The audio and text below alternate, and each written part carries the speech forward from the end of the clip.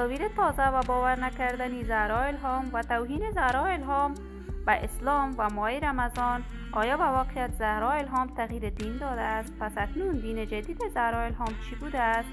زهرا الهام در کدام کشور زندگی می کند؟ وی مصروف چی کار باری است؟ من در این ویدیو پیرامون حقایق همین ماجرا خواهم پرداخت. پس در ادامه با کانال دنیا اینفو باشید.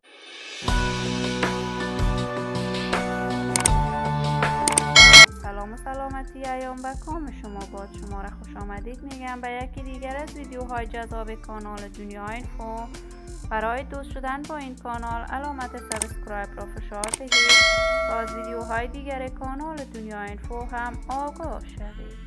زهرا الهام هنرمند مشهور، محبوب، یکی از هنرمندان ناماشنا و سرشناس افغانستان در میان هنرمندان جوان کشور بوده است که این روزها نام زهرا الهام نه تنها در میان مردم افغانستان حتی مردم پاکستان گل کرده است. آهنگ‌های زهرا الهام بیننده و شنونده خاص خودش را در داخل و خارج از کشور داشته است. زهرا الهام با یک برادرش در کشور استرالیا زندگی می کند. وی بعد از رفتنش به کشور استرالیا کاملا شکل و شمایل خودش را تغییر داده است و تصاویر تازه زهرا الهام که اصلا باورتان نمی شود با مردان استرالیایی در صفحات مجازی نشر شده است.